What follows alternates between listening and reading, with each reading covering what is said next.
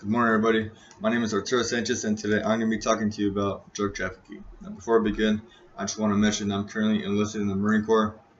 Thing is, I don't shoot my weapon like everybody else does. I don't train all day. I'm a paralegal, so in civilian terms, that means that I help lawyers prosecute people who break the law, people who steal, people who assault others, and people who use drugs. So, with that being said, today I'm going to be focusing on three main points about drug trafficking. Point one is general information about drug trafficking. Point two, statistics about drug trafficking. And point three, how we deal with drug trafficking on a day-to-day basis. So with that being said, comes to my first point, drug trafficking. What is drug trafficking? Drug trafficking can mean the production, distribution, possession, usage, and transportation of drugs. Now, the people who are currently involved in drug trafficking are mainly the cartels.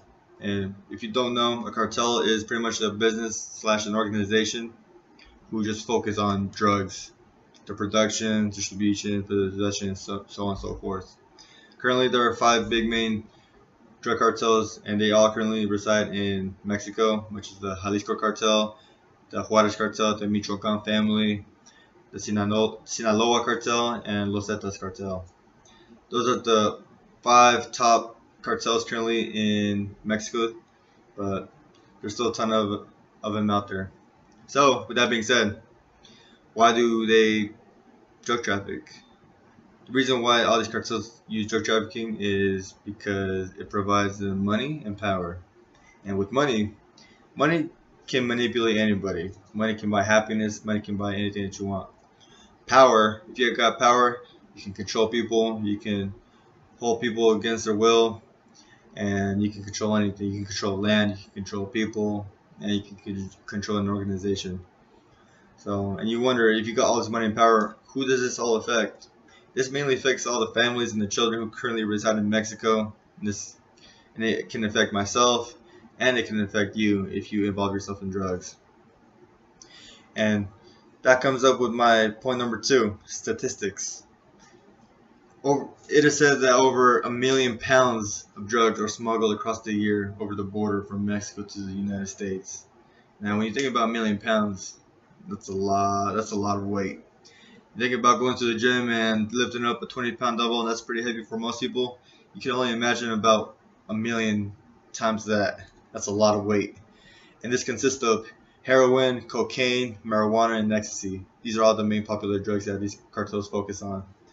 And the way these cartels transport all of this drugs across the border is they have people themselves actually carrying them in backpacks and in bags, and they just go over the border themselves. Or they go on boats, they go on cars, they go on planes, they go on tunnels, and even submarines. So these people do whatever it takes to get the mission complete. And with all this money and power, that means that there's going to be corruption. And with all these cartels having about thousands and thousands of people underneath them, if you make one simple mistake while you're dealing business with a cartel, you're bound to get killed. Whether if it's you rip someone off or you're unable to transport all of the drugs, you're pretty much risking your life just because you couldn't complete a simple task that you were assigned to do. And with that, if you don't complete it, if you're not the one that gets killed, your family is the one that pays for it. So dealing with these cartels is serious business. So, and you might wonder, if you got 1 million pounds of drugs getting smuggled across the border every year, and there's got to be profit out of it. And with that being said, if there's over 1 million pounds, it's said that over $50 billion is made annually just from drugs. All this drug trafficking, whether it's just selling it, because all of it goes down through a chain, which is the people who make it, people who transport it, then people who buy it from the transporters, and then those people who sell it on the streets. So whether if it's just $20 you buy off the streets, you in general help provide the organization profit. So that being said, comes with point number three, is how do we deal with it on a day-to-day basis.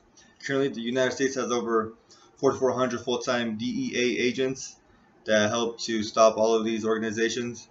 And the United States also has about 20,000 Border Patrol agents currently on the border trying to stop all of this from happening. But with that being said, if you got a cartel or you got all these cartels that make $1 billion in profits, it said that about these cartels use about $50 billion to pay officials to help them behind their back. So that being said, they give money to the police, they give money to government officials, whatever they do just to help them in the long run. So that being said, this comes to the conclusion of my little speech about drug trafficking. Drug trafficking in general just brings chaos to everybody. It doesn't bring nothing nice. It only brings greed, money, and power to those who provide the drugs. But if you get in the way of this business, you are most likely bound to get killed.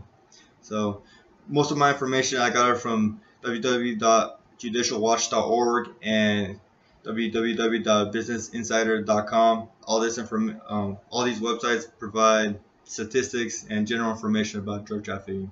So with that being said, drug trafficking is not good. It only brings chaos and destruction, and the only way to stop this is to pretty much stay away from it. So everyone have a good day, and catch you later.